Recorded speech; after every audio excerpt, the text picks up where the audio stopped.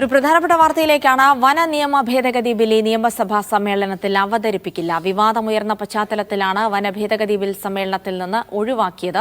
സഭയിൽ അവതരിപ്പിക്കേണ്ട ബില്ലുകളുടെ പട്ടിക മന്ത്രിസഭ അംഗീകരിച്ചു. സെയ്ഫ് സൈനുലാബ്ദീൻ വിവരങ്ങൾ നൽകും. സെയ്ഫ്, ഈ വന നിയമ ഭേദഗതി ബില്ലിനെതിരെ വലിയ വിമർശനം ഉയർന്നിരുന്നു. ഈ ഒരു സാഹചര്യത്തിലാണോ ഈ സമ്മേളനത്തിൽ ബിൽ അവതരിപ്പിക്കാതിരിക്കാനുള്ള നീക്കം?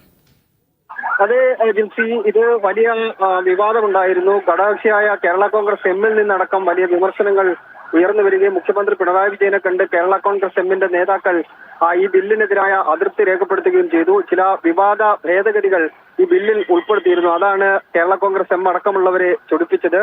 ഈ പശ്ചാത്തലത്തിൽ ഈ ബില്ല് ഈ നിയമസഭാ സമ്മേളന കാലയളവിൽ കൊണ്ടുവരണമോ വേണ്ടയോ എന്നുള്ള ആശയക്കുഴപ്പം സർക്കാർ തലത്തിൽ ഉണ്ടായിരുന്നു. ഇന്ന് ചേർന്ന മന്ത്രിസഭാ യോഗം നിയമസഭാ സമ്മേളനത്തിൽ മറ്റന്നാൾ ആരംഭിക്കുന്ന ബജറ്റ് സമ്മേളനത്തിൽ അവതരിപ്പിക്കേണ്ട ബില്ലുകളുടെ പട്ടിക അംഗീകരിച്ചിട്ടുണ്ട്. അതിൽ വന നിയമ ഭേദഗതി ബിൽ ഇല്ല. അടുത്ത സമ്മേളന കാലയളവിൽ ഇപ്പോഴുണ്ടായിരിക്കുന്ന തർക്കങ്ങളും വിവാദങ്ങളും പരിഹരിച്ചുകൊണ്ട് അടുത്ത സമ്മേളന കാലയളവിൽ ആ ബില്ല് കൊണ്ടുവരാം എന്നുള്ളതാണ് സംസ്ഥാന സർക്കാർ നിലവിൽ ആലോചിച്ചിരിക്കുന്നത്. കേരള കോൺഗ്രസ് എമ്മിന്റെ കടുത്ത അതൃപ്തിയും എതിർപ്പും പരിഗണിച്ചുകൂടിയാണ് ജിൻസി ഇത്തവണ ഈ ബില്ല് നിയമസഭാ സമ്മേളനത്തിൽ കൊണ്ടുവരേണ്ടതില്ലെന്ന് തീരുമാനിച്ചിരിക്കുന്നത്.